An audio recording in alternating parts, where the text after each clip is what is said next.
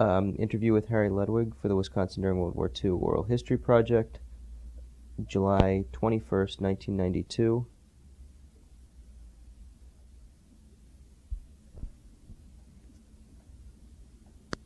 Click again.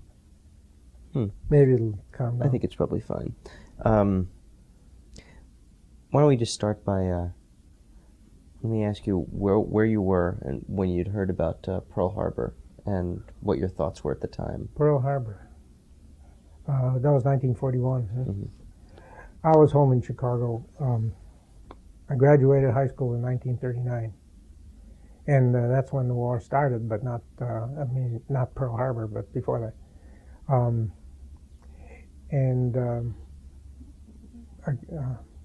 I was working, and I was going to night school at Illinois Tech in Chicago. I don't remember what happened that exact day. Mm-hmm. But I was opposed to the war. I was with a group of socialist guys in Chicago, and the socialist view was that capitalist wars are wrong, or wars are wrong in general, actually. That was the days of Norman Thomas when he was head of the Socialist Party. And he certainly didn't believe in it, and I felt the same way.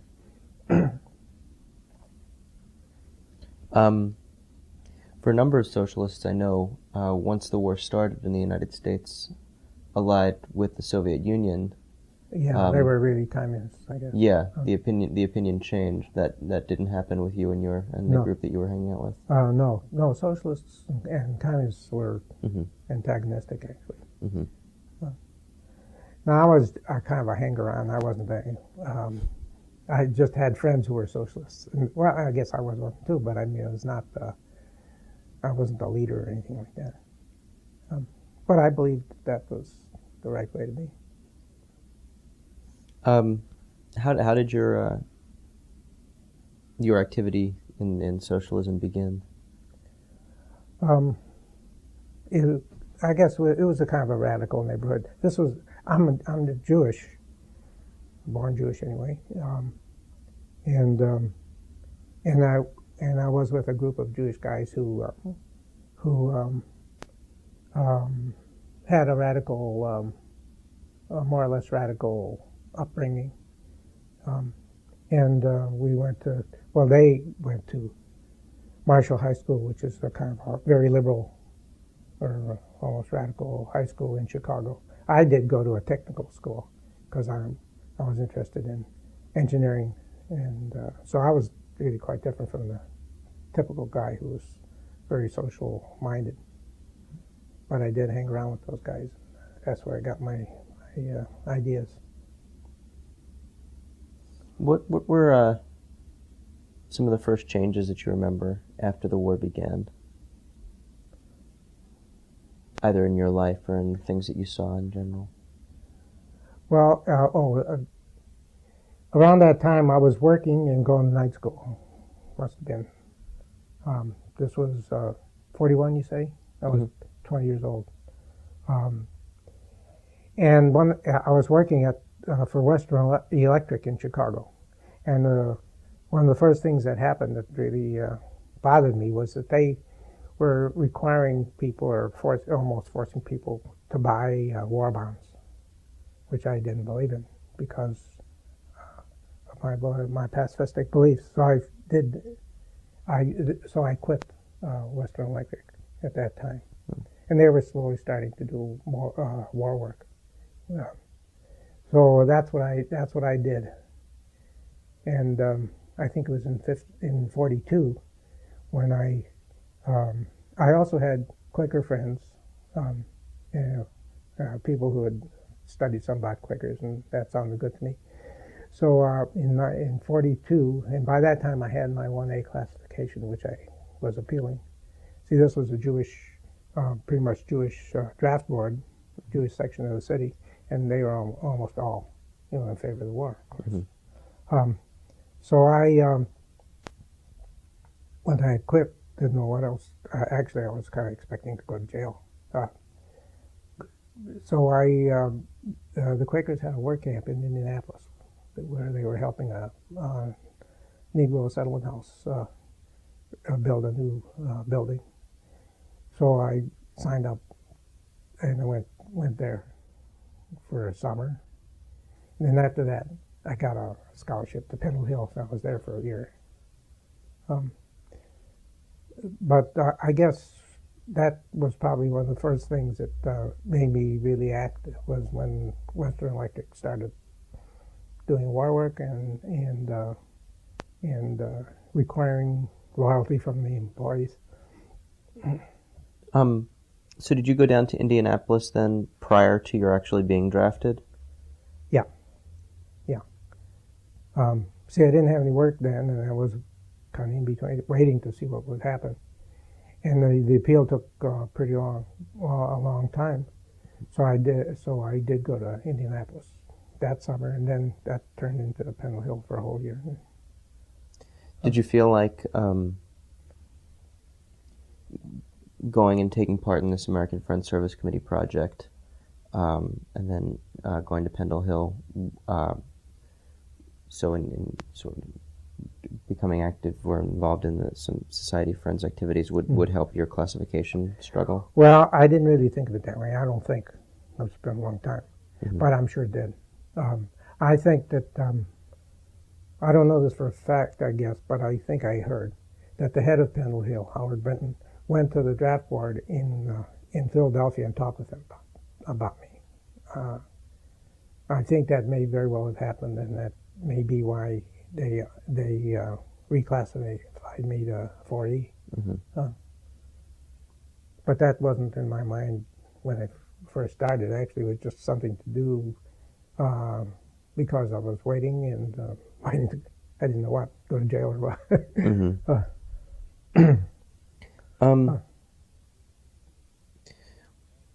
Your community in Chicago, were you pretty much alone in opposing the war? Yeah, I was. Yeah, not completely alone, but yeah, pretty much.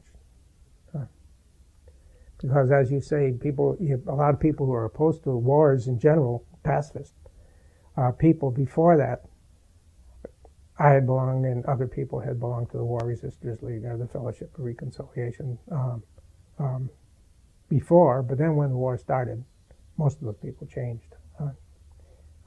They didn't have to be. Maybe a few were communists, but others were not. But still, they changed, especially the Jewish guys. They felt they had to go in. I think there was one other person besides me who, in my group, who didn't. Was there a lot of news in terms of the persecution of Jews in Germany, coming out of Germany at the time? Yeah, there was, but there was at least some, I'm sure. I think most of that, especially the concentration camps news, I think came much later. I think, I'm not real sure about the dates and that kind of stuff. When did you actually begin to take steps to join the Society of Friends? I never did join the Society of Friends, though I liked what they were saying. I pretty much believe what they were saying, certainly at least in social issues and peace and war. I like the American Friends Service Committee and the Friends Committee on National Legislation. That's another one. So I certainly did believe in that stuff. And I heard about it from just another Jewish friend who it was one of these guys who just read and learned about all kinds of stuff. So he picked up information on the service committee and told us all about it. And it all sounded good to me. But before that, it was really socialism that gave me my ideas, because socialism was anti-war, at least in those days. I mean, Norman Thomas socialists. And the societies like the Fellowship of Reconciliation and the War Resisters League. Tell me about these societies. Where did they form? What did you do? Yeah, actually, I belonged to them, but I don't remember that we actually had meetings. We did have some socialist meetings, but I don't remember that we actually had meetings of those organizations. They were national organizations, and you sent away, paid your dues, and was a member and got literature. And I think that's about the way it was for me, anyway. There must have been some locals, but I don't remember that I actually attended meetings. What sort of things, for example, the Fellowship of Reconciliation, they were lobbying for what exactly? It was purely pacifist organization. They believed that people have to learn to get along together without fighting wars. And still, as later on, they became very active in civil rights. That was in the 60s, yes, early 50s. And by that time, I was already here in Madison, 54. Mm-hmm.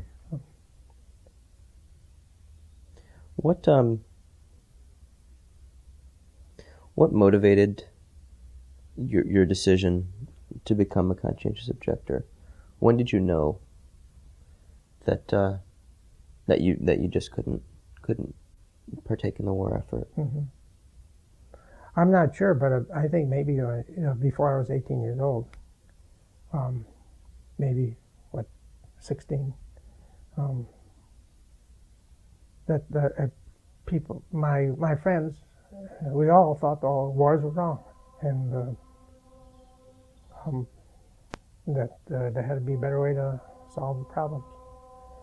And we, at that time, most of us did feel, well, we'll never go to a war. Well, it turned out that a lot of them, especially after the Jews were so persecuted, that they felt they had to. But just a couple of us said no. What do you think it was about you that kept you out when others who prior to the war seemed as committed went in? Mm-hmm. I don't know the answer to that.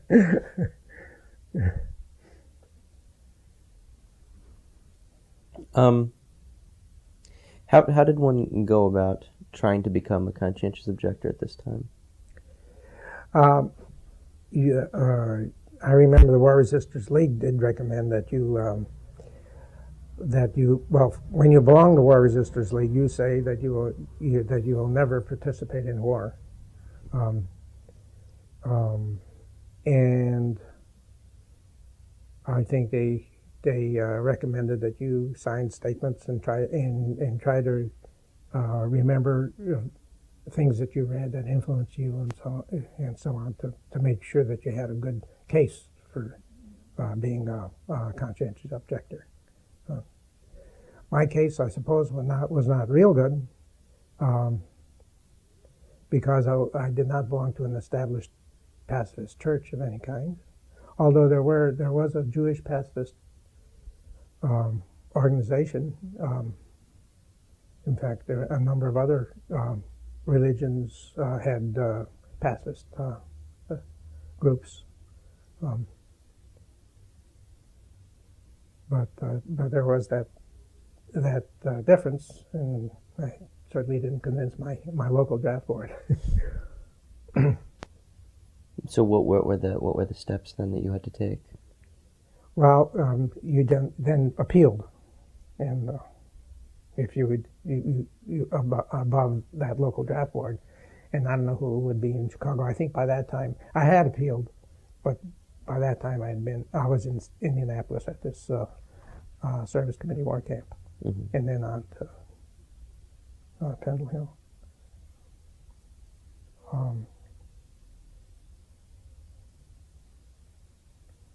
I don't know what steps you could take or what steps you did. I never belonged to to the ROTC or to even Boy Scouts, because we felt Boy Scouts were militaristic too. So at least my record was clear that way, but I didn't belong to a peace church. When you went then down to Indianapolis. What did you do there? What sorts of other people were there? This was a Quaker American Friends Service Committee work camp. So all the people there believed were anti-war, and some of them were people who were just waiting around to see what would happen, either to be drafted one way or the other. And there were women there, and what we also, as part of our philosophy, we believed in equality of the races. So we worked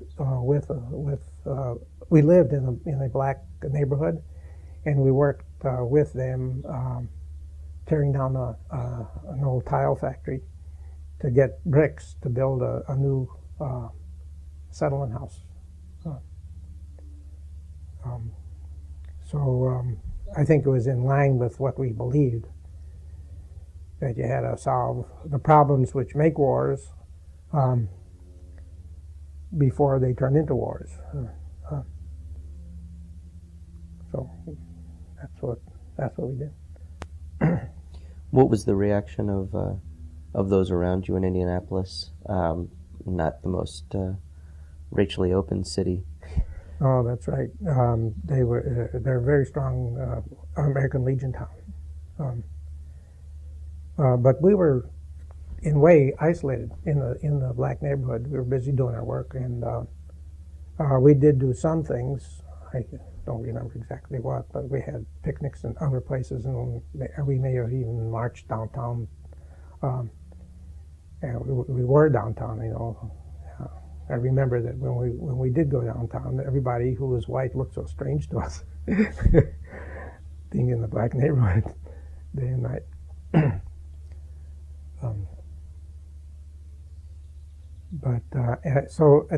I guess there probably was some reaction to us, but I don't remember the details, the service committee, but I think it was generally favorable. I don't think we were outspokenly pacifist at that time. This was 42, I guess. So we were in the war at that time. Were all the other people who were working there with you, were any of those people already classified 4E? Were any of those people post-draft and doing this as service, or? No,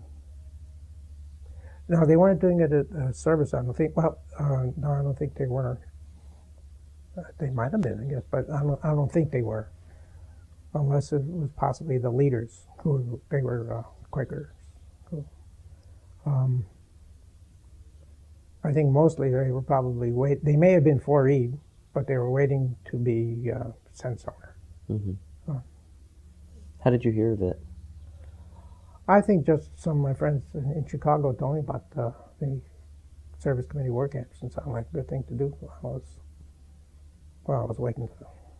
Did you learn specifically of the one in Indianapolis, or did you have to go? You went to the American Friends Service Committee. No, in I Chicago. think I heard about that one. That sounded good, so if I remember correctly. Yeah.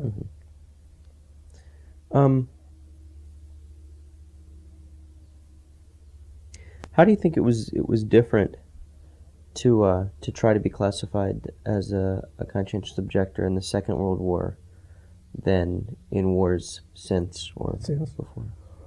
Well, like this book,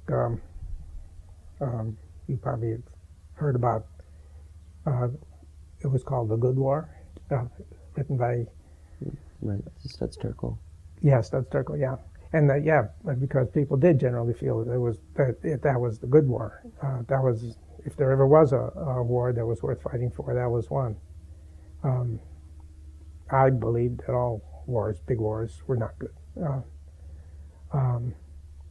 But since then, as you know, times have changed quite a bit. I don't think if that one was a good war, there hasn't been a good one since. And a lot of people, if not most, feel that way. Vietnam and Korea and this last Gulf War. So I really feel I was way ahead of my time.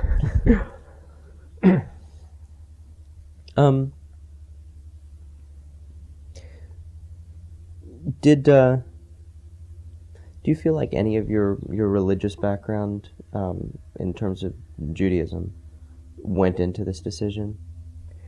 Well, I think maybe it did, because Judaism feels that you have to be concerned about what your fellow man does, and you have to have a social conscience. And I think war is part of that. If war and pacifism is part of that philosophy. I suppose most Jews would feel that there are certain just wars that you have, especially people now in Israel evidently feel that way. But I think that they must also feel that we have to learn to live without war. So that really wasn't my argument before the draft board. I just had to say that I don't believe in killing people, and I don't believe in especially I don't believe in wars where you kill people you don't even see, and you don't even know. What was the board's response when you would stand in front of them and say that? How would they react? Yeah, I don't even have to make that up. But I guess they felt that I didn't have any right to believe that, especially as a Jewish boy. Mm-hmm. But I don't remember them anymore.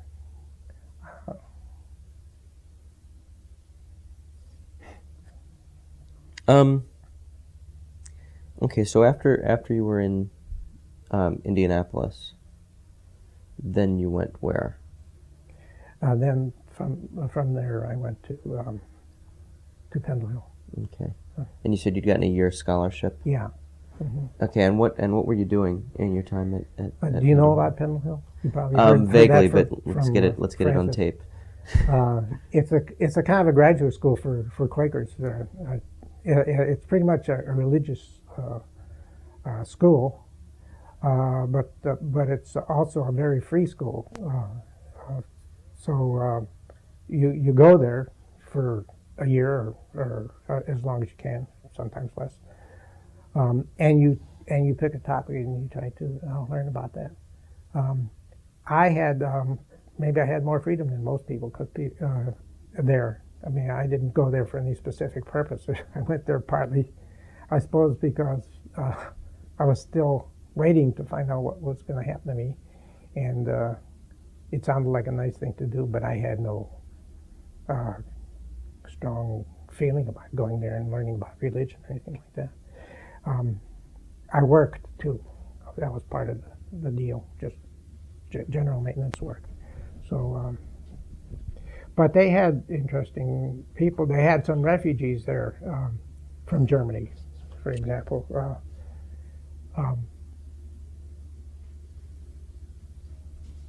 And I remember one of them telling me that he was a professor, I think, in Germany, and he came to Pendle Hill for a while he was being resettled, saying something about, well, you will have a different cross to bear, saying that to me, which wasn't quite appropriate for my background. But because he thought, I think he personally felt, even though he was in this Quaker institution, that the war was necessary. I suppose understandably so. How did your background of socialism mix with a religious emphasis at Pendle Hill? I think it was okay.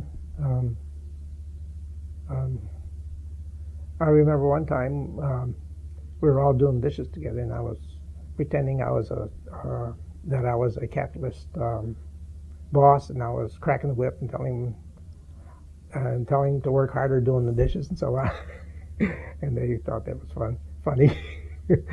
So I think we got along fine, and I tried to tell them exactly how I really felt, and they told me how they felt. Most of them were pretty Quaker religious people, but we all pretty much agreed with each other.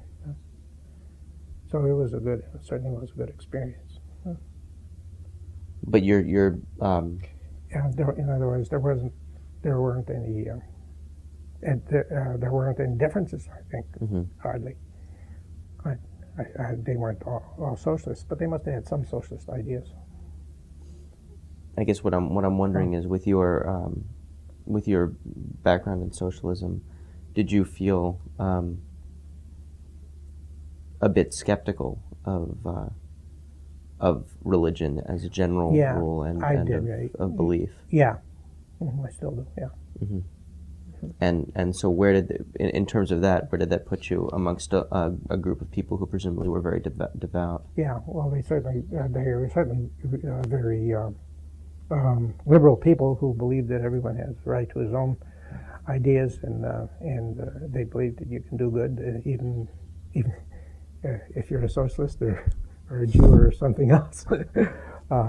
So they understood me, I think, and I kind of feel that way about them too. I knew that there were a lot of good people who were Quakers, so I certainly liked them.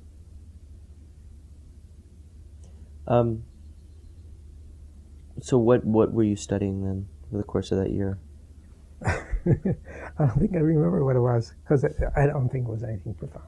Mm-hmm. I did attend the lectures, and I was involved in discussions, but I guess I even had to write out a simple term paper, but I don't even remember what it was, because it wasn't anything much. And what was the progress of your draft status? Well, eventually they got a hearing in the Philadelphia appeals board, and they said that okay, 4E. And I think I must have heard later that the head of Temple Hill went down and talked with them beforehand. I think that's probably what happened. But he did without telling me. What do you suppose he could have done on your behalf? Oh well, I think he would. He probably told him that I was sincere in my beliefs, which I was. I really believed that was the right thing to do.